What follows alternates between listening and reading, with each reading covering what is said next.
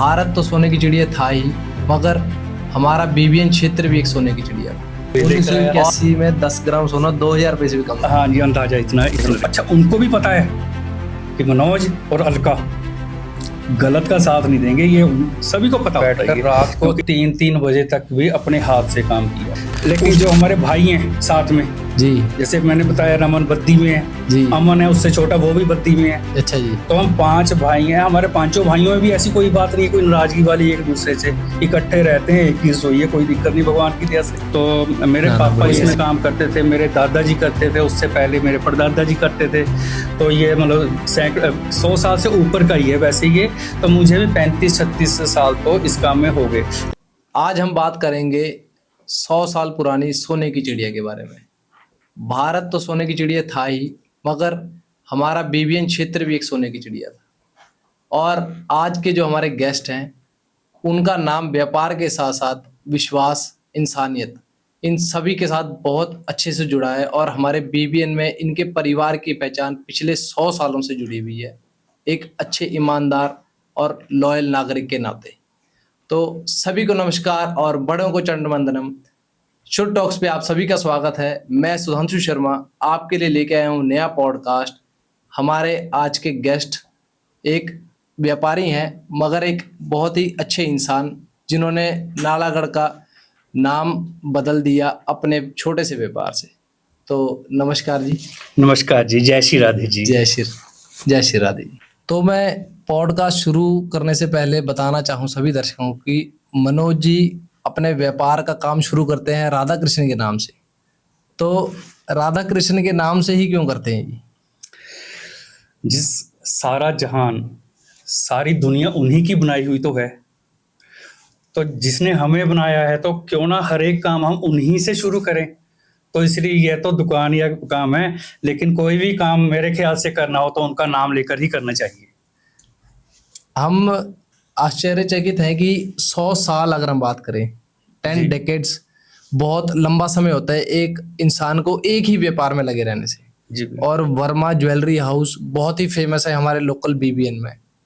और ज्वेलरी बेचने के साथ साथ आप ज्ञान भी देते हैं, मगर उसके साथ साथ हर साल छोटी छोटी खुशियां भी देते हैं हर परिवार को। हमने देखे होंगे, आपके सभी दर्शकों ने देखे भी होंगे जो बीबीएन क्षेत्र के यहाँ डिस्ट्रिक्ट सोलन में रहते हैं, कि वर्मा ज्वेलरी हाउस हर साल गिफ्ट्स इतने भरपूर लेवल के देते हैं जो बस न्यूज में नहीं चर्चित है, मगर लोगों के दिलों में छप जाते हैं। ऐसे ऐसे गिफ्ट्स देते हैं वो जी। तो ये कैसी सोच आई कि हमारा जो व्यापार है वो इस तरह से भी चल सकता है? जी, उसका मैं कारण बताता हूँ आपको। यह जो गिफ्ट देने का सिलसिला है, यह सिर्फ गिफ्ट तक ही सीमित नहीं होता। हम सारा साल ग्राहक से बंधे हुए हैं जी, उनसे काम करते हैं, उनके साथ डीलिंग करते हैं, बिल्कुल। वो हमें प्रॉफिट देते हैं। ये गिफ्ट देने का सिर्फ एक बहाना होता है हमारा, लेकिन हमारा जो मेन मकसद होता है वो यह होता है कि हम Verma jewellery house private limited और हमारे जो ग्राहक हैं वो एक मंच पर एकत्रित हो जाएं, तो हम एक दूसरे से खुशियां बांट सकें। बिल्कुल। तो सिर्फ यही कारण है। गिफ्ट तो सिर्फ एक बहाना है मिलजुल के, लेकिन हमारा ये है कि कस्टमर के साथ, एक दूसरे के साथ हम मिलजुल कर अपनी बात भी साझा कर सकें। कुछ भी काम ऐसी करने की इच्छा है हमारी। वर्मा ज्वेलरी हाउस के पूरी डिटेल हम आगे जानेंगे, मगर पहले मैं आपका रहन सहन जानने के लिए इच्छुक हूँ कि 100 साल कैसे बीतते हैं एक ही काम में करने के लिए? जी, सबसे बड़ी बात तो विश्वास की होती है, जो जनता का विश्वास है जी। अब जैसे मैं पहले पढ़ता था, उसके बाद में मैंने अपना बिजनेस तकरीबन 35 साल से अपने बुजुर्गों का बिजनेस संभाला है। अच्छा। तो मेरे पापा इसमें काम करते थे, मेरे दादाजी करते थे, उससे पहले मेरे परदादाजी करते थे। तो ये मतलब 100 साल से ऊपर का ही है वैसे ये। तो मुझे भी 35-36 साल तो इस काम में हो गए। लेकिन ये बढ़ता तभी है जब जनता का विश्वास हमारे पर होता है। बिल्कुल। हमारे बुजुर्गों ने अच्छे अच्छे जेवर, शुद्ध जेवर और पूरी गुणवत्ता के साथ, और डिजाइन अच्छे हों, ग्राहक के वेट के हिसाब से हो, उसकी कैपेसिटी के मुताबिक मिल जाए, तो इसी से काम बढ़ता है। वो काम कभी भी ज्वेलरी की बात नहीं है, कोई भी बिजनेस है, तो अगर उसको विश्वास के साथ किया जाए, ग्राहक उसके साथ खुश हो, मेन तो ये बात है, उसकी संतुष्टि है, तो वह व्यापार मेरे हिसाब से तो कभी भी नीचे नहीं आएगा, बढ़ता ही जाएगा। जैसे भगवान की दया से, राधा कृष्ण की दया से हमारा व्यापार बढ़ता ही चला जा आ रहा है। जो लोग नालागढ़ के आसपास रहते हैं वो सारे जानते होंगे कि नालागढ़ की मार्केट वर्मा ज्वेलरी हाउस से शुरू होती है और राजा के महल तक खत्म होती है। तो उसी प्रकार राज्य काल से, जब राजाओं का काल होता था, मतलब तब से वर्मा ज्वेलरी हाउस गहने बनाता है और जी। आज जेनजी के युग तक, आज तक आपके डिजाइन बिल्कुल अभी के टाइम के अनुसार बनते हैं। जी। तो आपको उसके लिए आप रिसर्च करते हैं, उसके लिए किन से बात करते हैं, कैसे आपके डिजाइन बनाए जाते हैं? देखो, हमने ना अपना जो कार्य था, ज्वेलर बाद में बने, पहले हम सुनार थे, मतलब अभी सुनार हैं। तो सुनार क्या होता है, वो कारीगर होता है। हमने आप खुद गहने अपने हाथ से बनाए हैं, तो हमें डिजाइनिंग का पता है। यह जो सौगात है हमें हमारे बुजुर्गों से मिली है, वो काम खुद हाथ से करते थे। हम जब छोटे थे तो उनके साथ में बैठते थे, तो बैठ कर जैसे वो बनाते थे वैसे वैसे हम सीखते आ गए। लेकिन हर टाइम के हिसाब से ज्वेलरी के डिजाइन चेंज होते हैं। जी। पहले जब तार पत्ती निकाली जाती थी तो हथौड़े के साथ में सोने को कूट कूट कर बनाते थे। उसके बाद में थोड़ा मशीनी युग आया, लेकिन थोड़ा आया मशीनी युग, ज्यादा नहीं। वो मशीनें चल पड़ी, तार और पत्ती जो है वो ऐसे हाथ से हम ना वो गेड़ कर तब निकालने लग गए, अच्छा। मतलब सीख कर। तो आज के जमाने में उसको भी मोटर लग गई, जो हाथ से हम घुमाते थे उसको भी मोटर लग गई, तो मशीनी युग हो गया। तो पहले जो तार बनाते थे, पत्ती बनाते थे, वह ठप्पे से ठोकते थे। अब डाइयाँ चल पड़ी हैं, आधुनिक है, तो डिजाइन नए नए जब आते हैं तो वह डाइयाँ तैयार करवानी पड़ती हैं। उसके लिए ये हमारे महाराष्ट्र में बॉम्बे है, वहां से एक चिंचनी गांव है, अच्छा। चिंचनी, तो वहां ये डाइयाँ बनती हैं, वो डिजाइन नए नए निकालते हैं। तो हम अपने एरिया के हिसाब से चूज करते हैं कि ये डाई तो हमारे काम की है, चाहे कॉस्टली चाहे कुछ भी, हम उसको मंगाते हैं। तो अपने कारीगरों के पास हमें नॉलेज है, पता है कि कैसा डिजाइन बनना है, ये पीस कहाँ लगेगा, उसको कहाँ लगाना है, तार कहाँ आएगी, पत्ती कहाँ आएगी। तो जब सारी नॉलेज हमने सीख रखी है, तब ये नए नए डिजाइन हम तैयार कर ग्राहक को देते हैं। जो वर्मा ज्वेलरी हाउस के कस्टमर हैं, अब हमने देखा कि आपके डिजाइन बहुत हैं, उसी प्रकार जो आपकी अलग अलग लोकेशंस पे दुकानें हैं उनके नाम भी बहुत हैं। तो कस्टमर कभी कंफ्यूजन नहीं होता कि वही वर्मा ज्वेलरी हाउस है जो 100 साल से लेगेसी कर रहा है सोने के व्यापार में? तो ऐसा तो नहीं होता कभी कभी? नहीं, ऐसा वैसे आज तक हुआ नहीं है। एक दो फोन हमें ग्राहकों के आते हैं, जैसे हमारी बद्दी में यहाँ फर्म है, वो वर्मा आभूषण भंडार के नाम से है जी। तो कई बार फोन आ जाते हैं कि जो वर्मा बद्दी वाले हैं वो आपकी शॉप है, लेकिन बहुत कम आते हैं। लेकिन मेरा छोटा भाई है रमन, तो उसको भी काफी लोग जानते हैं, हमारे कस्टमर जान पहचान के हैं। बद्दी नालागढ़ कोई खास दूरी तो है नहीं, बिल्कुल बिल्कुल। तो सबको पता ही है, ऐसी कमी मतलब प्रॉब्लम आती है उसमें। मगर इससे ये पता लगता है कि जो आपके कस्टमर है वो आपसे बहुत प्यार करते हैं और आपके नाम की लेगेसी पे ही आपसे परचेज करते हैं, जो भी गोल्ड वगैरह परचेज करते हैं। जी हाँ, कस्टमर हमसे बहुत प्यार करते हैं, लगाव है, और कस्टमर ही हमारे लिए भगवान का रूप है। कभी ऐसा भी कोई कस्टमर आपने देखा कि ना जी मैं तो बाबूजी आएंगे तभी लूंगा सामान, उससे पहले नहीं लेता मैं? ठीक, कई बार बहुत ही कम होता है ऐसा, लेकिन हो जाता है। उसमें क्या होता है, जैसे कोई बचपन से ही कोई मेरा क्लास फेलो या कोई बिल्कुल ही करीबी दोस्त है, ठीक है ना, बिल्कुल। तो वो ऐसा कर लेता है कि चलो वो आएंगे तो ऐसा। लेकिन ऐसा बहुत ही, जैसे मतलब हजारों में एक हो गया। लेकिन ज्यादातर तो Verma jewellery house private limited नाम से ही कस्टमर हम जान पहचान है। 100 साल की लेगेसी जिस व्यापार में हो एक बिजनेसमैन की, तो उसका अपने आप से ही एक ब्रांड बन जाती है। हम वर्मा ज्वेलरी हाउस पे बाद में आएंगे, मगर हम पहले सोने पे आते हैं। भी सोना ऐसी क्या चीज है कि लोग सोने के पीछे इतना भागते हैं? इसके दो कारण हैं। एक तो देखो, जो सोना है वह सदियों से ही हमारे लिए आभूषण बनाता है, सोने से आभूषण बनते हैं। और जो जेवर है हमारे कस्टमर पहनते हैं उसको, लेडीज का गहना है, विवाह शादियों में चलता है जी। तो सौंदर्य का दूसरा रूप इससे निखरता है। और दूसरा कारण है, जो गोल्ड है, जो सोना है, वो इन्वेस्टमेंट के तौर पर भी यूज होता है। क्योंकि आप भी देख रहे होंगे, जो सोने का रेट है, जब से आपने होश संभाला है, जब से आप सोने के बारे में जानकारी रखते हो, तो उस हिसाब से अगर हम 2 महीने 3 महीने बाद देखे जाए तो सोने का रेट बढ़ता ही चला जाता है, ये कम नहीं होता। बिल्कुल। तो उस हिसाब से ये दोनों पहलुओं से एक पंथ दो काज, मैं पहले भी एक वीडियो में कह चुका हूँ वैसे ये, कि एक तो ये जेवर पहनकर हमारे घरेलू जो लड़कियां हैं, हमारे घर की औरतें हैं, माताएं हैं, बहनें हैं, वह खुश हो जाती हैं। और दूसरा ये बढ़ता ही है, इसमें कमी नहीं रहती। इसमें इंसान भी खुश रहता है कि इन्वेस्टमेंट पॉइंट ऑफ व्यू से भी बढ़ता है ये। वो भी बढ़ता है, हाँ जी बिल्कुल। तो अगर हम पहले इन्वेस्टमेंट की बात करें तो बंदे को कितना सोना परचेज करना चाहिए एक साल में?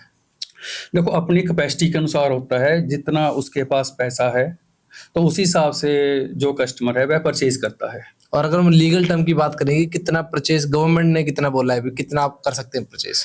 जी उसके लिए कोई लिमिट नहीं है, क्योंकि जो अपने पास एक नंबर का पैसा है, वह तो करोड़ों में भी हो सकता है किसी के पास। ठीक है। तो जितना उसके पास है एक नंबर का पैसा है वो तो खरीद कर सकता है, उसमें कोई लिमिट नहीं है।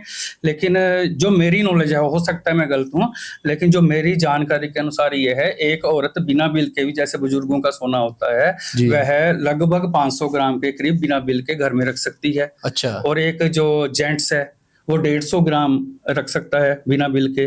और जो लड़की है ज्वेलरी की फॉर्म में, हाँ ज्वेलरी फॉर्म में ही, क्योंकि मतलब वो पुराना कहाँ रखेगा वो। बिल्कुल बिल्कुल। तब वो बिना बिल के वो रख सकता है। लेकिन उसके बाद में अगर है तो उसको वो विद बिल मतलब उसके पास होना चाहिए, जो मेरी जानकारी में है, वैसे यही है। अगर एज अ कस्टमर मैं आपकी दुकान पे आऊँ तो आप क्या सुजेस्ट करेंगे कि आपको इन बातों का ध्यान रखना चाहिए जो पहली बार सोना खरीद रहा कस्टमर? जी एक तो ये है कि जैसे आप दुकान पर आते हो, ज्वेलरी के बारे में पूछते हो, तो ज्वेलरी जो है वो HUID लेनी चाहिए। अच्छा। HUID हॉलमार्क पास ज्वेलरी होती है, हमारी ये भारत मानक ब्यूरो द्वारा प्रमाणित की जाती है। पहले ये HUID नहीं होता था, पहले हॉलमार्क का उनका लोगो लगता था, और 916 22 कैरेट और 750 18 कैरेट, इस हिसाब से उसमें कैरेट मेंशन होते थे। लेकिन 2023 से ये यूनिक ID हॉलमार्क सेंटर ने ये पास कर दिया कि ये 6 अंक होते हैं उसके, तो हर एक प्रत्येक ज्वेलरी में 6 अंक अनिवार्य होते हैं, जो गवर्नमेंट ही साइट पर अपनी पर देती है। अच्छा। और वो हॉलमार्क सेंटर वाले वो 6 अंक उस ज्वेलरी पर लगाते हैं, तो उससे और उसकी शुद्धता का पता चल जाता है। उनकी BIS की एक ऐप है, उस BIS केयर नाम से ऐप है। तो उसमें जब ज्वेलरी का हम लेंस से या देखते हैं या मोबाइल से हम बड़ा कर कर देख लेंगे उसको, तो जो 6 अंक है BIS केयर ऐप में हम डालेंगे, तो उसमें वो उसका सारा, जैसे गाड़ी की RC बनती है ना, उससे वो जेवर की एक तरह से RC है वो, तो उससे पता चल जाता है कि ये 22 कैरेट का है, या 18 कैरेट का है, 14 का है, तो उससे पता चल जाता है। पहले तो यही है कि HUID लेना। और दूसरा मैं ये बताना चाहूंगा कि कोई भी ज्वेलरी है बिना बिल के नहीं लेनी चाहिए। ठीक है। तो उसका कारण है, तो कई कस्टमर क्या सोच लेते हैं कि हमें GST 3% है जी, कि 3% बचा लेते हैं हम, तो आप ऐसे ही दे दो। तो मेरे हिसाब से तो बिल्कुल ही गलत है, क्योंकि जब कोई भी इंसान 1 लाख रुपए अपने ऊपर खर्च कर सकता है, तो उसको 3,000 रुपए देने में संकोच नहीं करना चाहिए। उससे उसकी श्योरिटी बढ़ती है, एक तो शुद्धता की पूरी गारंटी मिलती है उसे, ठीक है नहीं। और कोई भी किसी किस्म की, मान लो कोई चोरी की घटना हो या कुछ हो, उसके पास प्रूफ होगा कि मैंने ये जो ज्वेलरी खरीदी थी। अब भगवान ना करे किसी के साथ, एक बात और बोलना चाहता हूँ, तो बिल किस लिए जरूरी है? अब शादी होती है, रिश्ता होता है जी, भगवान ना करे किसी की अनबन हो जाए, तो उसके बाद में कोर्ट कचहरी में किसी को ना जाना पड़े, मैं ये कहूंगा। लेकिन अगर जाना पड़े तो कोई लिखा देता है कि मैंने ये 100 ग्राम ज्वेलरी अपनी बहू को या अपनी लड़की को डाली है जी, तो उसका प्रूफ क्या है? अगर उसके पास बिल ना हुआ तो उसके पास तो कोई प्रूफ नहीं। जो उस टाइम जिसके पास सोना रहेगा वो उसी का हो जाएगा। हाँ बस ये है, तो उसका बिल का प्रूफ है उसके पास कि मैंने खरीदी है, मैंने ये डाली थी। और भी कहीं का न शुद्धता कुछ भी खराब हो उस ज्वेलर के पास। और सबसे बड़ी बात आती है हमारे पास, मैं बताता हूँ, कई कस्टमर ऐसे आ जाते हैं, उनको जरूरत पड़ जाती है कि हमने पैसे लेने हैं सोने के, लेकिन अब हम पहले तो देखेंगे ना कि उसके पास बिल है, कि उसकी ज्वेलरी है नहीं। आजकल तो पता ही है, कोई अपने क्षेत्र में तो ज्यादा चोरी वगैरह भी होती हैं। बिल्कुल। तो उसका हमें बिल देखना उसके ग्राहक का, कि उसके पास GST बिल है कि उसने खरीद कर रखी है। GST बिल भी चोरी हो सकता है, वो भी ला सकता है कस्टमर। तो अच्छा, आपने पूछा ना कि ये एज ए कस्टमर अगर मैं आऊँ आपके पास, तो हमने आपसे पूछना कि आप बिल दिखाओ, लेकिन आप बिल भी तो चोरी कर ला सकते हो। फिर हम आपका आधार कार्ड देखेंगे, कि आधार कार्ड के साथ बिल का नाम आपका मेंशन है या आपके परिवार का नाम उसमें मेंशन है कोई हो, तब हमें विश्वास हो जाएगा कि नहीं ये तो जेन्युइन पर्सन है, ठीक है, हम वो खरीद सकते हैं। ठीक है। लेकिन अगर बिल ना हुआ, जो अच्छा दुकानदार है, जो अच्छा ज्वेलर है, वो कोई भी बिना बिल के ज्वेलरी खरीदेगा नहीं, तो उसको मुसीबत आ जाएगी कि अब मैं कहाँ जाऊँ बेचने। कोई ऐसी दुकान पर फंस जाएगा जहाँ उसका आधा पर ज़्यादा कुछ ना कुछ दे दे, जी। तो उसको भी लॉस है, क्योंकि मजबूरी में उसने दे देना वो, क्योंकि मजबूरी है उस टाइम लेना है। तो बिल पक्का लेना चाहिए, और वो HUID का नंबर जो 6 अंक है वो अपने ऐप में देख लेनी चाहिए। और HUID के बाद में मैं बताता हूँ, HUID भी आजकल थोड़ा ऐसा होने लग गया था। पीछे हमने ये अपना फेसबुक के जो मीडिया वगैरह है ना, उनके माध्यम से देखा और अखबारों में भी पढ़ा। कई जगह ऐसी आई कि HUID जो गोल्ड है उसके 6 अंक, एक गवर्नमेंट ने वो जारी कर दिए 6 अंक जी। 6 अंक हमने मान लो एक अंगूठी पर लगा लिए जी। उस हॉलमार्क सेंटर ने, लेकिन वही 6 अंक मान लो वो और ज्वेलरी पर वही 6 अंक लगा दे। अच्छा। किसी और ज्वेलरी पर मान लो 18 के ज्वेलरी पर वो 6 अंक 22 कैरेट वाले लग जाएं, जी। तो लेकिन जो कस्टमर तो सिर्फ यही देखेगा ना कि ये 6 अंक है, BIS की रैप है, तो उसमें 18 कैरेट का क्या शो करेगा वो। लेकिन वो फ्रॉड है, बिल्कुल गलत है। अगर ऐसा पाया जाता है, आप ना खुद भी वो ज्वेलरी लेकर हॉलमार्क सेंटर है वहां जाकर चेक करा सकते हो। उसको कोई ज्यादा खर्चा नहीं है, सिर्फ 50-60 रुपए लगते हैं एक पीस के। अच्छा। तो आप सेंटर में जाकर वो चेक करवा सकते हो। अगर गलत पाई जाती है तो उसका आप उसकी शिकायत भी कर सकते हो। हमारे यहाँ तो मैं तो ये कस्टमर को समझाऊंगा कि पूरी तरह है अपना सतर्क रहे। हमारे यहाँ BBN सेंटर में, BBN के आसपास कौन सा नियरेस्ट हॉलमार्क सेंटर है? नहीं, हमारा यहाँ पर कोई नहीं है, सिर्फ हमारा तो हॉलमार्क सेंटर जो चंडीगढ़ है, जो नजदीक पड़ता है। BBN क्षेत्र के नजदीक जो चंडीगढ़ ही पड़ता है। ठीक है। अगर हम उसके बाद आए वर्मा ज्वेलरी हाउस पे, तो वर्मा ज्वेलरी हाउस कैसे स्टार्ट हुई, आप थोड़ा बताएंगे कि परदादा जी ने क्या किया? जी, पहले जो हमारे परदादा जी थे स्वर्गीय श्री साईंदास जी, तो वो राजमहल में चौधरी भी थे। अच्छा। उस टाइम तो ज्वेलरी का जो राजाओं महाराजाओं की थी वो भी बनाते थे उस टाइम में। उसके बाद में दादाजी ने काम संभाला, पिताजी ने काम संभाला, हमने साथ बैठकर अपने आप भी काम किया। हमने क्या किया, उनके साथ बैठकर रात को 3-3 बजे तक भी अपने हाथ से काम किया। उस टाइम क्या होता था, इतने ज़्यादा डिजाइन नहीं होते थे।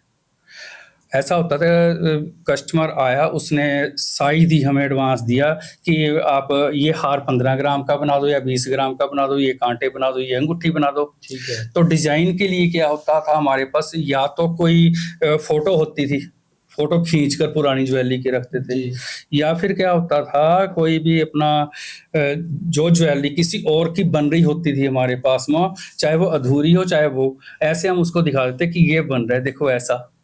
तो ग्राहक भी ऐसे थे और हम भी बनाने वाले उस समय के अनुसार सारा। जी। तो जो डिजाइन हमने दिखाना कि ये बन रहा है उनका है, ये देख लो। तो ज्यादातर क्या करते हैं, वही पसंद कर लेते थे, तो उसी के साथ का बनाते थे। हमने अपने हाथ से उस टाइम काम किया। तो उसके बाद में क्या बढ़ता चला गया। मैं उस टाइम मेरी आधी टिकट बस में लगती थी। जिस टाइम मैं सोना पहली बार खरीदने गया था, हमारे जो मंडी साथ में लगती थी वो रोपड़ लगती थी। अच्छा। तो वहां पर सबसे पहले जो मुझे मेरे दादाजी ने भेजा, मेरी आधी टिकट बस में लगी और 1930 रुपए का मैं 10 ग्राम सोना खरीद कर लेकर आया उस टाइम। कौन से सन की बात है? लगभग तकरीबन ये 81 की बात है, 1981 के लगभग की बात है। तो पहले वो लाए और बड़े खुश हुए कि मतलब अकेला जाकर मतलब 1981 में 10 ग्राम सोना 2000 रुपए से भी कम। हाँ जी, अंदाजा इतना रेट था। तो वो लेकर पत्ती निकालनी, ऐसे सिखाना, हमने पास में बैठ जाना उनके डैडी के, दादाजी के पास, देखना, पढ़ना भी और काम भी करना। और उसके बाद थोड़े बड़े हुए, समझ आने लग गया सारा, मतलब उधर कॉलेज जाना, पढ़ाई भी करनी और रात को बैठकर पापा के साथ में काम करना। क्योंकि सीजन होता था, दुकानें भी कम होती थी और बनाकर भी खुद आप देनी पड़ती थी। तो सिर्फ दिन में तो कस्टमर से डीलिंग होती थी जी, तो उस टाइम काम भी पूरा नहीं कर पाते थे। रात को 3-3 बजे तक जाग कर, बल्कि गर्मियों के दिनों में क्या होता था, बड़ी प्रॉब्लम आती थी उस टाइम। आग के पास बैठकर काम करना पड़ता था, दिए से वो फूक मार कर वो जॉइंट लगाने पड़ते थे। अच्छा। और ऊपर से पंखा नहीं चला सकते थे, क्योंकि अगर पंखा चलाते तो दिया बुझता, बिल्कुल। गर्मी के दिन और सारा पानी पानी हो जाना, और मिट्टी के तेल के दिए से भी हमने काम किया है, तो हमारा सारा काला भी हो जाना। मतलब ऐसे मेहनत से उस टाइम काम किया, लेकिन क्या था, काम अच्छा ही दिया। एक बार की बताना चाहूंगा, आप बैठे ना, जरूर।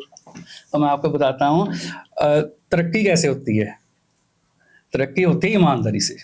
अगर ईमानदारी है ना, तो भगवान भी देखता है। जैसे आपने कहा ना, राधा कृष्ण जी का नाम लेकर, अगर मतलब ईमानदारी है तो भगवान देखता है, उसको बढ़ाता है। लेकिन वो कौन कौन डालता है ईमानदारी वाले? कोई और नहीं सिखाएंगे आकर हमें। हमारे जो घर वाले हैं, हमारे बड़े हैं, वही सिखाएंगे कि अगर ऐसा करोगे। ये संस्कार हमारे पापा ने क्या किया, हमें संस्कार दिए। उस टाइम जो ज्वेलरी बनती थी, वो बनती थी टांके के ज्वाइंट के साथ में। टांका तो ग्राहक को काट कर देते थे कि मेरी बात आप सुन रहे होंगे ना, तो जो बड़े बुजुर्ग हैं उनको पता होगा। ऐसा करते हैं कि जैसे 10 ग्राम सोना है, उसमें इतना तांबा डाल दिया। अच्छा। लेकिन वो तांबा ग्राहक को, टांका ग्राहक को उस टाइम काट कर दिया जाता था। एक बार क्या हुआ, मैं बना रहा था, तो बनाते बनाते क्या हुआ, मेरे से एक अंगूठी में ना जो टांके के 2 पीस जोड़ने लगा मैं ना, तो जुड़ा नहीं, वो मेरे से 2 पीस फालतू रखोगे। अच्छा। तो जोड़ गए। तो मैं शुरू में मैं बनाता था, दिखाना तो था ही अपने गुरु को, डैडी को। तो उनको दिखाया, तो उन्होंने देखा कि बेटा ये टांका तो इसमें ये ज्यादा लग गया। तो मैंने बोला कि मतलब ये ज्वाइंट नहीं आ रहा था, इसमें इतना गैप था, तो मैंने ये 2 पीस फालतू रखकर ये जोड़ दिया। तो उन्होंने मैं क्या किया, मेरे को हथौड़ी पकड़ाई, इसको इस पर रखो और इसको तोड़ दे। अच्छा। मैंने बोला इतनी मेहनत से तो मैंने बनाई है, और तोड़ दें। नहीं, मैं पहले उन्होंने बोला कि आप तोड़ो। माना था कहना, मैंने तोड़ दी। ठीक है। अंगूठी तोड़ी। फिर उन्होंने समझाया, बेटे एक बात है, आप सोने के पैसे ले रहे हो ग्राहक से, टांके कितने ले रहे? जी। टांका आपने 10 ग्राम में इतना, टांका जितना लगा उतना ग्राहक को काट कर देना है। अब इसका 2 पीस का वजन जब उसमें ऐड हो जाएगा, तो आपकी ईमानदारी कहाँ गई? तो इसलिए मैंने तड़वाई है ये, ताकि तुम मतलब जो सोना मतलब सही अभी से पड़ जाए कि सही देना। जब ग्राहक से पैसे लेने, हमने लेवल लेनी, बोल कर लेनी, नहीं ये है हमारी, ये है। वो देता है, वो कम रेट में देता है, उससे ले लो, लेकिन हम नहीं देंगे। लेकिन वो बोल कर लेंगे, लेकिन सोना शुद्ध देंगे। तो उसी से हमारा काम मैंने सीखा। जब सीखा, अपने भाइयों को भी ऐसे ही सिखाया कि ईमानदारी सबसे बड़ी, क्योंकि वो विरासत में पापा से हमें मिली है। तो उसी हिसाब से हमने काम किया, तो भगवान की कृपा बनी रही। और आज आप खुद देख रहे हो, तो कृपा है भगवान की, और ग्राहकों का विश्वास है। बिल्कुल बिल्कुल, आपने बहुत अच्छी बात करी कि जो घर से संस्कार मिलते हैं, अगर वो बिजनेस में हम करें तो तरक्की क्यों नहीं मिलेगी हमें? हर इंसान को तरक्की। जी, बस ये है तरक्की का राज। तो मेन तो यही है, ईमानदारी। और दूसरा एक और होता है, ग्राहक भगवान का रूप है। देखो, हर तरह के ग्राहक दुकान पर आते हैं, पॉजिटिव भी होते हैं, नेगेटिव भी होते हैं। जी। ठीक है, किसी को ज्वेलरी के डिजाइन ना पसंद आए, ठीक है ना, या कोई जैसे लेना चाहता है 10 ग्राम, वो पड़ी है हमारे पास में 15 ग्राम। जी। और 10 ग्राम में नहीं, मतलब किसी भी कारण से ग्राहक मान लो हमसे ना ले सके। जी। हमें अपना काम करना चाहिए पूरी ईमानदारी से, उनको दिखाना चाहिए। हम लास्ट तक जो हमारे पास वैरायटी है उसको हम ग्राहक को हमें दिखाना चाहिए। ले ना ले वो उसकी अपनी इच्छा है, लेकिन जो दुकान पर हमारी पर आ गया वह भगवान का रूप है, हमें उसका आदर सत्कार पूरा करना चाहिए। अगर नहीं लेता तो ठीक है, उनको हाथ जोड़कर विदा करना चाहिए, राधे राधे, ठीक है ना। नहीं है पसंद है, अगली बार ले लेगा, अगर कोई पसंद आ सकती है। तो कहीं मतलब मैंने देखा है इस काम में, क्या कहीं और काम में भी ऐसा हो जाता है, कई लोग ना वो हो जाते हैं, इतना तो दिखा लिया और दिखा दूं।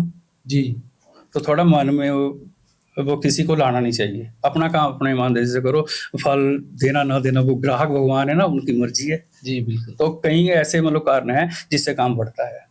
ग्राहक की सेवा, ग्राहक की संतुष्टि, वो सबसे प्रथम हमारा कर्तव्य है, तभी हमारी तरक्की है। वर्मा ज्वेलरी हाउस जो है वो सिर्फ अपने सोने, अपने गिफ्ट्स, इन्हीं कारण नहीं फेमस है। वो अपनी ह्यूमैनिटेरियन जो चीज़ें आप करते हैं, सोशल वर्क जो आप करते हैं, उनसे भी बहुत फेमस है। तो मैंने सुना भी कि आप गरीब परिवार की लड़कियों का, जो बहनें होती हैं, उनकी भी शादी कराते हैं, मगर उसको कभी सोशलाइज नहीं करते। और कई लोग जिनको ज़रूरत होती है उनकी भी बहुत मदद करते हैं। तो उनके बारे में क्या आज आप हमारे साथ शेयर कर सकते हैं कुछ चीज़ें? जी, वो उनकी अपनी किस्मत है।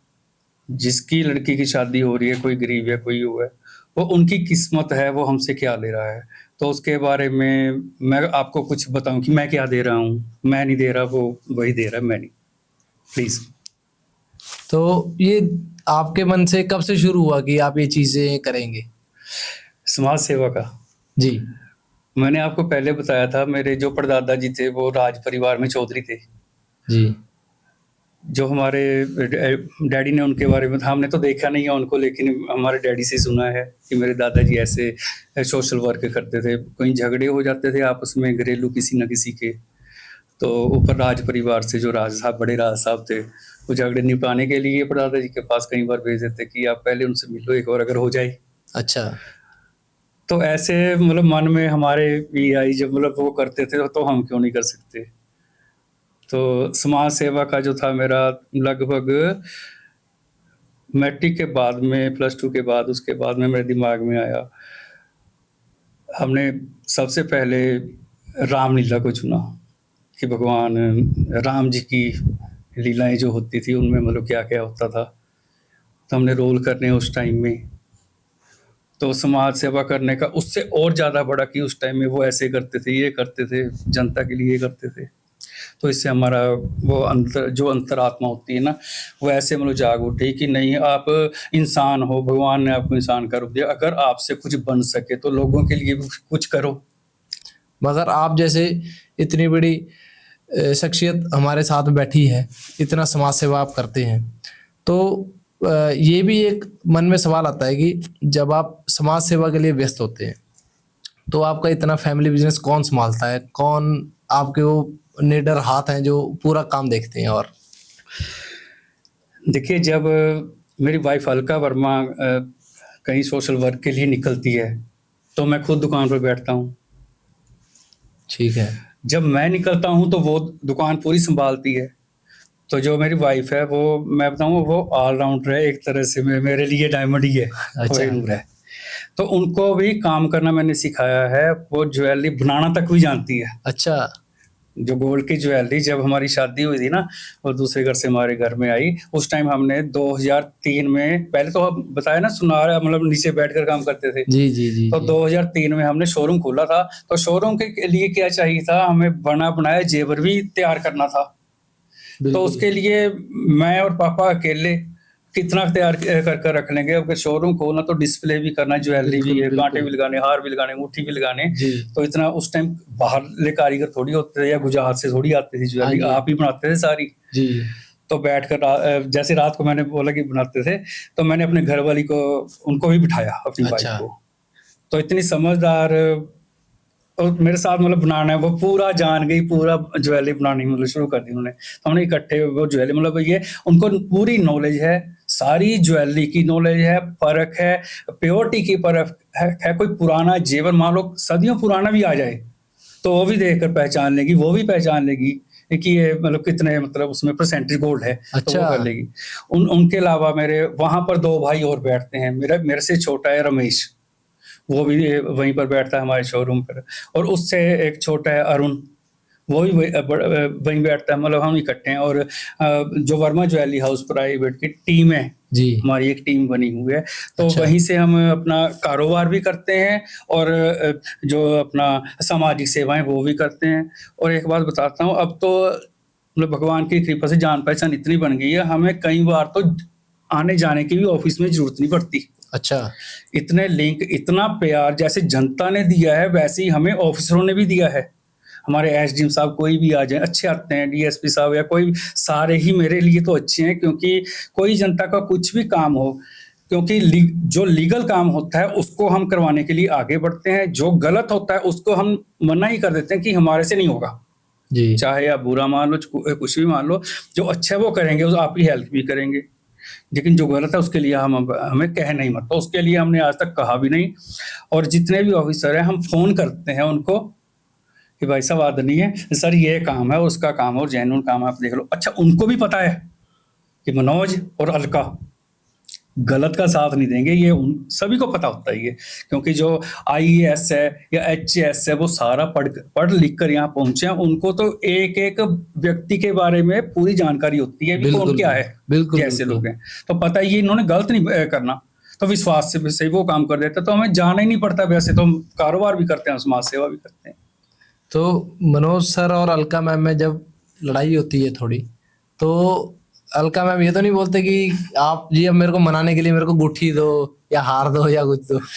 देखिए सारी वैसी उनकी है, तो ये मेरा और तेरा तो उनके बीच में तो अलग। नहीं, ये तो आपने बिजनेस वाला एक दे दिया, नहीं, बिजनेस नहीं, माइंडेड दे दिया आपने। नहीं, बिजनेस माइंडेड नहीं, मैं बोल रहा हूँ एक वाइफ को मनाने के लिए आप क्या उनको देंगे? देखो नोक झोंक हर एक पति पत्नी में होती है, इसमें बिल्कुल। कोई दो राय नहीं है। बिल्कुल। लेकिन वो इतनी होती है और होनी भी इतनी चाहिए नोक झोंक, क्योंकि नोक झोंक के बाद में जो प्यार होना वो और ज्यादा अच्छा लगे। हाँ, वो होनी भी चाहिए थोड़ी बहुत। बिल्कुल। लेकिन भगवान की दया से हमारे बीच में ऐसी कभी वो नहीं हुई कि मतलब तू मैं ये मतलब ऐसा हो। थोड़ी कई बार कभी होगी, लेकिन उसमें उसके बाद में प्यार भी ज्यादा बढ़ता है। तो वो तो अलग बात है पति पत्नी की हमारी। लेकिन जो हमारे भाई हैं साथ में, जी जैसे मैंने बताया रमन बद्दी में है, जी, अमन है उससे छोटा, वो भी बद्दी में है। अच्छा जी। तो हम 5 भाई हैं। हमारे 5 भाइयों में भी ऐसी कोई बात नहीं, कोई नाराजगी वाली, एक दूसरे से इकट्ठे रहते हैं, एक ही रसोई है, कोई दिक्कत नहीं भगवान की दया से। ना कोई बढ़िया, ऐसी ऐसे ही परेशानी बना नहीं। रहे। हमने वर्मा ज्वेलरी हाउस की पूरी हिस्ट्री जान ली, मगर हम अब मेन अपने बात करते हैं सोने के बारे में। जी। जब कोई व्यक्ति सोना खरीदता है तो देखता है कि मार्केट में हाल कैसा है। अब हम जानना चाहेंगे कि दुकानदार क्या सोचता है जब मार्केट में, अभी की अगर बात करें, अभी जैसे लड़ाई चल रही है, वॉर जोन घोषित कर दिया है ईरान में, इजराइल में, तो उस टाइम एक दुकानदार क्या सोचता है कि हमें सोना खरीदना चाहिए, रोकना चाहिए, बेचना चाहिए, क्या करना चाहिए? देखिए जो सही दुकानदार है उसका सेल परचेज तो ऐसे होती है जैसे ग्राहक की डिमांड के अनुसार। ग्राहक की जितनी डिमांड आती है वो हमें परचेज करनी चाहिए। ठीक। मान लीजिए हमारे पास, एग्जांपल के तौर पर बता रहा हूँ, मान लो 1 किलो हमारे पास गोल्ड है, दुकान में पड़ा है। ठीक है। मान लीजिए 1 किलो है दुकान में, तो हमारे लिए वह गोल्ड नहीं है, वो तो एक दुकान की फिटिंग टाइप हम समझते हैं उसको, कि तो सजावट मतलब रखी है हमने ये। लेकिन जो असली बात आपने ठीक पूछी है कि परचेज करना चाहिए नहीं करना चाहिए, तो आजकल बाढ़ लगी, सबको पता है रेट बढ़ते हैं, वैसे तो टोटल मिलाकर बढ़ता ही है। लेकिन हमें क्या करना चाहिए, ग्राहक ने 20 ग्राम हमारे से परचेज किया तो हमें उसी टाइम 20 ग्राम, जैसे कोई भी रेट में हमने दिया है तो उसी रेट में उसी टाइम हमें लेना चाहिए। अच्छा। क्योंकि मान लो हमने 20 ग्राम, आज रेट है 1,52,000 10 ग्राम कम, तो 1,52,000 में हमने मान लो ग्राहक को वो 20 ग्राम 1 किलो में से अपने निकाल कर दे दी, हमारे पास तो 980 ग्राम रह गया जी। और मान लो हम 20 ग्राम वह सोना नहीं खरीदते और कल को वो 1,55 हो जाता है जी। तो हमें वो 20 ग्राम तो नहीं आएगा 1,52 का ना, वो 20 ग्राम से हमारा कम हो जाएगा जी। थोड़ा बहुत 2-3 रत्ती वो हमें कम मिलेगा। तो ऐसा तो कभी नहीं करना चाहिए, जितना हमने सेल किया उतना उसी रेट में हमें परचेज करना चाहिए, तब हमारे जो मतलब मेकिंग चार्ज उसमें हमारी जो बचत है वो बचत होगी। नहीं तो क्या होता है, कई दुकानदार ऐसा कर लेते हैं कि रेट कम हो जाएगा, ज़्यादा हो जाएगा, कहीं करते भी हैं ऐसा, लेकिन वो रिस्क अपना लेते हैं, क्योंकि वो अगर रेट बढ़ गया उसके बाद में तो उन्हें कम सोना आएगा, उनका नुकसान हो जाएगा। अगर रेट कम हो गया फिर तो उनका फायदा हो सकता है कि चलो उनका सोना ज़्यादा आ गया, लेकिन मैं समझता हूँ कोई किसी को रिस्क लेना नहीं चाहिए। जब हमें लेबर में कुछ बच रहा है तो जितना दिया उतना खरीद लो। हमने कई जगह देखा, चंडीगढ़ में बड़े बड़े शोरूम्स हैं, फिर चाहे हम बड़े बड़े शोरूम्स की बात करें जो रेडीमेड सोना देते हैं या दूसरे सोना देते हैं, वो जब सोना बढ़ रहा होता है तब डेली कस्टमर्स को रेट भेजी जाते हैं, मगर जब सोना गिर रहा होता है तब नहीं कस्टमर्स को रेट भेजते। तो ये क्या टेक्निक दुकानदारों की अच्छी है? नहीं, बिल्कुल गलत है। अब मैं आपको कल की बात बता रहा हूँ, तो हमारा पेज बना हुआ है वर्मा ज्वेलरी हाउस के नाम से, तो इंस्टा पर भी है और फेसबुक पर भी है जी। आपने देखा होगा, हमने कल सुबह जो रेट था वो 1,53,000 समथिंग कुछ था, तो हमने वो डाल दिया जिस टाइम सुबह था। उसके बाद में लगभग 12:30 बजे के करीब में हमें पता चला रेट 400 रुपये डाउन हुआ। अच्छा। तो आप अभी हमारा वो खोल कर देख लो, पिछले कल की बात बता रहा हूँ आपसे, तो आज बात हुई है। तो जो 400 कम था हमने दोबारा वो रेट रिवाइज किया, वो कम बताया। लेकिन जो आपने बताया कि कई दुकानदार बताते नहीं है कम होने पर, वो गलत है मेरे हिसाब से, क्योंकि जो है उन्होंने तो लेना है ना, अपनी लेबर लेनी, ठीक है, लेकिन जो रेट बनता है वही ग्राहक को देना चाहिए, वो गलत नहीं करना चाहिए। और दुकानदार जो होल्ड कर लेते हैं सोना की हम नहीं अभी बेचेंगे, जब रेट बढ़ जाएगा, तो उसका मतलब वो दुकानदार रिस्क ले रहा है। बिल्कुल रिस्क ले रहा है। वैसे तो मेरे ख्याल से कोई करता नहीं है, ये सिर्फ एक दूसरे की सुनी हुई बात है। होल्ड कर कर किसको फायदा है? बिल्कुल। या तो कहीं बैन हो गया, सोना मिलना नहीं है, मान लो रेट बढ़ गया ना, होल्ड कर लिया, जी। 1.52 का 1.60 हो गया, जी। हमें 1.60 में तो मिलेगा ना सोना। 1.65 हो गया, 1.65 में तो मिलेगा, तो हम 1.65 में क्यों ना बेचें, हम दोबारा ले लो उसी रेट में। ऐसी है नहीं, कोई नहीं ऐसा होता दुकानदार कि वो होल्ड कर लेगा। ऐसा क्यों करेगा होल्ड? उसको तो प्रॉफिट कमाएगा। एक मार्केट में अफवाह ये भी चलती है, उसको क्लियर आप ही कर सकते हैं, कि जब रेट बढ़ता है तो जो आम कस्टमर होता है उनको सोना अपना गहने बेचने में मुश्किल होती है। क्या ये सच है? नहीं, बिल्कुल नहीं है। बल्कि मैं तो, आपने पिछली मेरी वीडियो अगर देखी हो या देख सकते हो अभी भी, मैं तो शुरू से ये बोलता हूँ कि गोल्ड जिस टाइम थोड़ा बढ़ता है, उसके बाद में थोड़ा कम आता है, तो लोग डर जाते हैं कि कम होने लग गया, बिल्कुल। तो अपना सोना बेचने लगते हैं।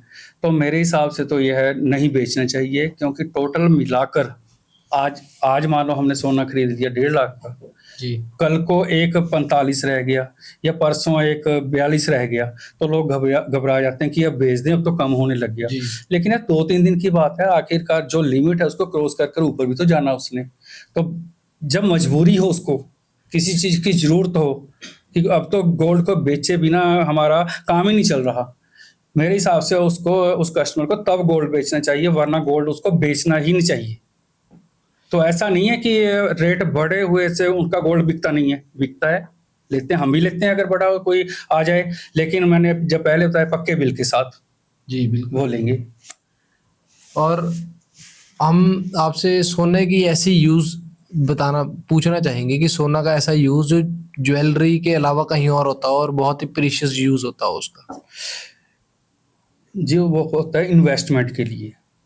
जो ज्वेलरी है वो तो 22 कैरेट की सबसे ज़्यादा अच्छी मानी जाती है, क्योंकि उसका रंग भी ठीक रहता है और नरमाई ज़्यादा नहीं होती। 24 कैरेट गोल्ड में बिल्कुल नरम होता है, उसके जेवर बन तो जाते हैं, बनाने में कोई दिक्कत नहीं है, हमने बनाए हैं पहले। अच्छा। तो लेकिन पहले भारी भारी बनते थे जिस टाइम अपने हाथ से काम करते थे, तो अब तो लाइट वेट की ज्वेलरी चलती है, तो 24 कैरेट में बन जाती है, लेकिन दूसरे दिन टूट जाएगी, वो उसका कोई फायदा नहीं। हाँ, अगर इन्वेस्टमेंट के रूप में आपने लेना तो 24 कैरेट गोल्ड को लेना चाहिए, वो चाहे वह क्वाइंस हो, लेकिन किसी ब्रांड के, अच्छे ब्रांड के, वो भी पक्के बिल के साथ ही लेने चाहिए। क्योंकि मैं अब पीछे मेरे ख्याल 2 महीने पहले ही मैंने एक पेपर में पढ़ा, तो उसमें भी हेरा फेरी दिखाई नजर आई। जो गोल्ड के बिस्कुट थे, स्टैंप तो ऊपर 499 की लगी हुई है, अच्छा। लेकिन जो गोल्ड था वो 86%। वो न्यूज़ भी काफ़ी वायरल हुई है, मैंने भी देखा है। तो ये तो गलत है। मेरा मतलब ये है कि जहां आपको पूरा भरोसा हो कि मेरे को कल जरूरत पड़ जाए, तो वहां से, नहीं तो अपना गोल्ड लेकर किसी भी सेंटर से वो अपना चेक करवाएं। तो 24 कैरेट जो गोल्ड है वो इन्वेस्टमेंट के लिए अच्छा होता है। उसकी 24 कैरेट गोल्ड की लेबर नहीं लगती, लेकिन जो कॉइन्स होते हैं उसकी बिल्कुल ही नॉर्मल सी थोड़ी सी लेबर होती है, 2-3%, कोई ज़्यादा नहीं होती। और लेकिन रेट तो बढ़ता ही है ना, 2-3% की जगह जो रेट तो 20-25% बढ़ जाता है जब तक उसने बेचना होता है। तो सबसे बढ़िया 24 कैरेट का होता है जो इन्वेस्टमेंट के लिए होता है। हम सोने की बात बहुत कर रहे हैं, मगर ये हम भूलना नहीं चाहेंगे कि ज्वेलरी में सिल्वर की ज्वेलरी भी आती है, वो भी काउंट होती है। जी हाँ जी, सिल्वर की आती है। और अगर हम कंपेयर करें तो सोने के रेट से चांदी के रेट आजकल ज्यादा कम हो गए, ऐसा फर्क क्यों आ रहा है? कैसे कम हो गए? अब ये देखिए, जो चांदी के रेट थे, जो 2024 की दीपावली पर लगभग 1 लाख रुपया रेट था चांदी का 1 किलो का, ठीक है जी। तो आज कितना रेट है? 2,80,000 के लगभग है इस टाइम चांदी का रेट। तो 1.5 साल में ही मात्रा ये 2.5 गुना से ऊपर बढ़ गई। हम कहाँ कहेंगे कि कम हो गई गोल्ड के मुकाबले? मगर ये पिछले महीने अगर हम बात करूं तो वो नजायज बढ़ गया था रेट, वो ज्यादा बढ़ा ना, तो उससे कम आ गया। लेकिन यही तो बात है कि कम हो गया, पहले इतना बढ़ा दो फिर थोड़ा डाउन कम हो गया, तो कम तो हुआ नहीं। पिछले साल से 2.5 गुना ज्यादा चांदी का रेट इस टाइम है, 2,80,000 के करीब है, कम नहीं है। तो सिल्वर बंदे को कितना खरीदना चाहिए? आप क्या सुजेशन देंगे कि सिल्वर भी खरीदे सोने के साथ साथ, कि सिर्फ सोना खरीदे? नहीं, उसमें ये होता है जैसे है तो सेम ही, सोना ही बढ़ता है और सिल्वर भी बढ़ती है। लेकिन क्या है, जब इन्वेस्टमेंट के रूप में रखना है तो गोल्ड है वो थोड़ी मात्रा में आ जाता है। ज्यादा इन्वेस्टमेंट हो जाती है। और हाँ, ज्यादा मतलब जैसे मतलब 1 लाख का इतना गोल्ड आएगा, 1 लाख की चांदी लोगे तो इतनी आ जाएगी। जी तो रखने में दिक्कत है, ले जाने में, वजन उठाने में दिक्कत आएगी। बिल्कुल। और कुछ नहीं है, तो दोनों ही बढ़ेंगे। वो अपनी कैपेसिटी के हिसाब से, अपने शौक के मुताबिक है, किसको रुचि ज्यादा सोने में है, रुचि ज्यादा चांदी में है, वो अपने अपने हिसाब से दोनों ही लेना अच्छा है। ठीक है। दोनों दोनों अच्छे हैं, दोनों बढ़ते हैं। और हम डायमंड की बात करें, जी एक और तत्व है जिनमें लेडीज ज्यादा रुचि रखती है, जी, डायमंड, हाँ जी। तो डायमंड्स लैब ग्रोन वाले ज्यादा बढ़िया रहेंगे कि जो नेचुरल ग्रोन होते हैं वो ज्यादा बढ़िया होते हैं? नहीं, लैब ग्राउंड तो अब जो अपना इंडस्ट्री में बन रहे हैं वो है लैब ग्राउंड। जी। उनकी रीसेल वैल्यू तो है ही नहीं। अच्छा। चाहे वो 50,000 का ले लो, चाहे 10,000 का ले लो, चाहे 1 लाख का ले लो, अच्छा। रीसेल वैल्यू 0 है। लेकिन क्या है, अब इसमें काफी पर्दा है। अब जैसे 10,000 रुपए की कोई लैब ग्राउंड पीस है, जी उसकी वो तो है नहीं कि कितने का है ये, किसी को पहचान थोड़ी है उसकी। वो 1 लाख रुपए का बेच दिया जाए मान लो, और कस्टमर को बोल दिया जाए कि ये 70% में आपसे रिटर्न रखेंगे हम, या अच्छा। 80% में रखेंगे। ठीक है, जी। कस्टमर मान गया कि ठीक है इतने में आ गया। लेकिन वो जब वापस करेगा, 1 लाख तो पहले 10,000 का दे चुका है, वो 70,000 में वापसी रख लेंगे, फिर भी 10,000 का 30,000 का तो चला गया ना उसका। जी। तो लैब ग्राउंड कोई डायमंड नहीं है, ओरिजिनल जो मतलब बोल रहे थे ना, रियल डायमंड। तो रियल की वैल्यू अलग ही है, वो हीरा है, वो हीरा सदा के लिए है। तो मेरे ख्याल से जो नेचुरल डायमंड है वो ही लेना चाहिए। लेकिन शौक पूरा करने के लिए वो सस्ता आता है, इसलिए लैब ग्राउंड ले लेना चाहिए। लेकिन अगर सोचें कि हम उसको वापस देकर उसके पैसे बना लेंगे तो वो नहीं बन सकते, जो सच्चाई है। सोने की रेट की बात होगी, चांदी के हिसाब किताब की बात होगी, मगर डायमंड की रेट की बात नहीं की आपने, तो उसके बारे में कुछ बताइए कि कितना बढ़िया रहता है? जी, जो डायमंड है वो 4C के माध्यम से चलता है। 4C अच्छा। मतलब 4C, 4C। सी का हो गया एक तो कलर, एक हो गया क्लैरिटी, एक हो गया कैरेट, एक हो गया कटिंग। अच्छा। मतलब उसकी कटिंग कैसे हुई है, कितनी अच्छी हुई है। कलर, उसका कलर जितना वाइट, पानी पानी जैसा कलर होगा, मतलब शाइनिंग ज़्यादा होगी, कटिंग ज़्यादा होगी। कैरेट मतलब वेट, जैसे 10 सेंट का पीस आ गया, वो छोटा हो गया, उसका रेट कम होता है। अब 1 कैरेट आ गया, उसका बहुत ज़्यादा बढ़ जाएगा। 99 सेंट मतलब 1 कैरेट से बिल्कुल ही कम। मान लो उसका रेट अगर 1 लाख है, मान लो एग्जांपल दे रहा हूँ, पक्का नहीं है, मतलब वो जो 99 का है वो 1 लाख का है ना, जो 1 कैरेट से एक में फर्क जो है वो डबल हो जाएगा, वो 2 लाख का हो जाएगा। अच्छा। वो कैरेट आ गया। तो जैसे 1 कैरेट का 1 लाख का हो गया ना, अगर वो 2 कैरेट का पीस हो गया, कम से कम 4 लाख का होगा।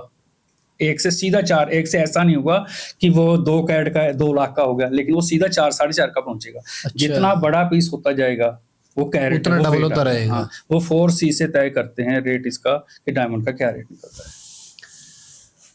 अब तो हम जानते हैं कि पूरा बीबीएन क्षेत्र आपको कितना प्यार करता है, वर्मा ज्वेलरी हाउस को कितना प्यार करता है। जी। तो हम आपसे पूछना चाहेंगे कि आजकल का जो हमारा हिमाचल का यूथ है, स्पेशली मैं पूरे बीबीएन क्षेत्र की बात छोड़कर पूरे हिमाचल की बात करूंगा, वो हम देख रहे हैं कि नशे की तरफ जा रहा है।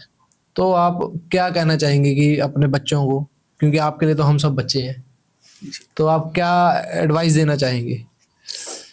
देखो, इसके लिए ये है, सबसे पहले मैं कह चुका संस्कार। हमें क्या करना चाहिए, हम क्या करते हैं, अब ज़्यादा बिजी होकर अपने बच्चों से दूरी बना लेते हैं। क्योंकि हम काम कर रहे हैं, कोई नौकरी कर रहा है, कोई पेशा कर रहा है, अपना दुकान कर रहा है, लेकिन अब अपने बच्चे के साथ हम टाइम ही नहीं निकाल पाते कि उसके साथ नहीं बैठ पाते। तो हमें बचपन से, जिस समय 10-12 साल की बच्चे की होती है, तो उससे ज़्यादा घुल मिल जाना चाहिए, चाहे वो लड़की है चाहे वह लड़का है। तो जितना घुलो मिलोगे, हम उसको दोस्त बना लो बच्चों को अपने। सबसे पहले तो माँ बाप का क्या फर्ज बनता है, बच्चों को बच्चे ना समझकर उसको दोस्त ही बना लिया जाए, ताकि वो आपसे कुछ छुपा ही ना सके कुछ। वो इतना उसको अपना बना लो कि वो पूरा आप पर छोड़ दे कि ये तो ऐसे मेरे साथ ऐसे करें। कोई चीज़ की उसको जरूरत है, हम क्या करते हैं, वाकई उसको जरूरत होती है, लेकिन हम इग्नोर मारते नहीं। क्या पता उसकी जेन्युइन जरूरत हो कोई हो, तो उसको पूरा करने के चक्कर में वो गलत दिशा की तरफ दौड़ पड़ेगा। जब गलत दिशा में जाएगा तो उसको गलत दिशा में जाते जाते लाइन जुड़ती जाती है, एक एक आगे आगे।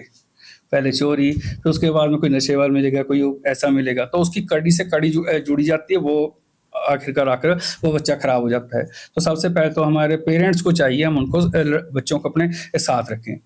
दूसरा है उन पर जो अपने उनके यार दोस्त आगे हैं, उनकी जो आगे सोसाइटी है, उन पर हम नजर रखें, वो कैसे हैं, वो कैसे वो कर रहे हैं, वो ठीक है नहीं है। जी और जी सबसे बड़ी बात, पहले क्या होता था जब हम पढ़ते थे, हमारे टीचर या हमारे साथ के पास पड़ोस वाले तो एक दूसरे को बच्चे की बात बता देते थे कि वो आपका बच्चा वहां खड़ा गोलगप्पे खा रहा था, हाँ हाँ और माँ बाप भी ये देख लेते भी हाँ भी ठीक है इसने बताया। तो हमें आज भी यही करना चाहिए। अगर बच्चा किसी का, हमारे नॉन का किसी का बच्चा किसी के साथ गलत के साथ खड़ा दिखता है ना वो, तो हमें उसको सूचित करना चाहिए कि आपका बच्चा इस दिशा में जा रहा है।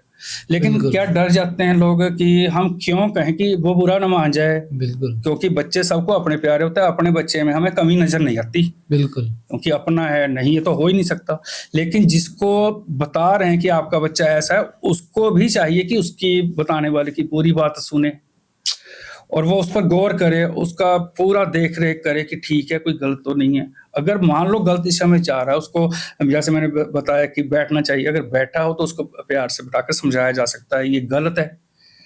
तो ऐसी चीजों से दूर। दूसरे बच्चों को इतना बिजी करना चाहिए पढ़ाई में, खेल कूद में। अब खेल में नहीं भेजते बच्चों को, जी बिल्कुल बाहर के आउटडोर, आजकल तो कबड्डी, क्रिकेट, बैडमिंटन, पता नहीं न जाने कितनी कितनी गेम है। हमारी तरह टाइम में होता सिर्फ गुल्ली डंडा या ऐसा कुछ हो। जी आजकल तो बहुत ऐसे गेम है जो आउटडोर है। जब गेम खेलते बच्चा बिजी हो जाता है, ऐसी तरफ जाएगा ही नहीं। मतलब कोई ना कोई एक्टिविटी बच्चे को ऐसे कराते रहना चाहिए जिससे उसकी वो एज जो गलत दिशा में जाने वाली वो निकल जाए। वो सिर्फ ध्यान ही नहीं दे पाए, अपने करियर की तरफ ध्यान दे, अपने शरीर की तरफ ध्यान दे, अपने रिश्तों की तरफ ध्यान दे। और जैसे कि आप समाज सेवी हैं बहुत बड़े, तो समाज के लिए क्या मैसेज देना चाहेंगे? बस यही है कि नशे से दूर रहें, जो आपने अभी क्वेश्चन किया, नशे से दूर रहें। अपना जो काम कर रहे हैं वो पूरी ईमानदारी और लगन के साथ जिस भी कार्य में पड़े हैं वो करें। और इंसान का जीवन हमें मिला है तो यह कहना चाहूँगा भी एक दूसरे की मदद करें। क्योंकि अगर आज मान लो हमें किसकी जरूरत पड़ी, वो हमारे पास आएगा, अगर हमने उसकी मदद की हो तभी आएगा, जी या उसको जरूरत होगी हम चले जाएंगे। हमें एक दूसरे के साथ मिलजुल कर रहना चाहिए। तो आपने मनोज सर की बात को नोट कर लिया होगा, अपने दिल तक उतार लिया होगा कि समाज में जितना आप हो सके घुल मिल कर रहें, सामाजिक कार्य करें, साथ ही अपने पारिवारिक जो बिजनेस है आपका या आप कोई भी छोटा मोटा काम कर रहे हैं उससे दूर ना भटके, उस पे मन लगाएं और अपने बच्चों से जितना हो सके उतना प्रेम करें। इस पॉडकास्ट को यहीं करते हैं हम समाप्त।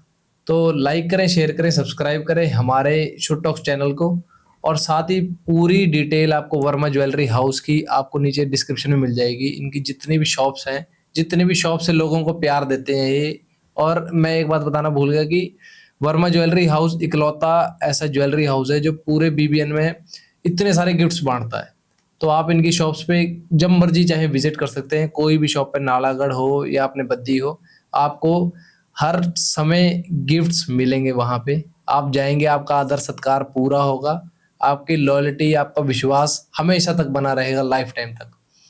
तो शुड टॉक्स को फॉलो करें इंस्टाग्राम पे, फेसबुक पे, और हम हर तरह जैसे अपने गेस्ट को ऑनर देते हैं उस तरह से हम एंड करेंगे इस ऑनर देते देते। तो सर ये हमारी तरफ से ऑनर, बैठे बैठे कर जी धन्यवाद जी आपका, और शुद्ध टास्क का भी बहुत बहुत धन्यवाद, आपने हमें इतना मौका दिया। बैठो बैठो प्लीज। तो लाइक करें, शेयर करें, सब्सक्राइब करें शुड टॉक्स। धन्यवाद, राम राम, जय श्री राधे।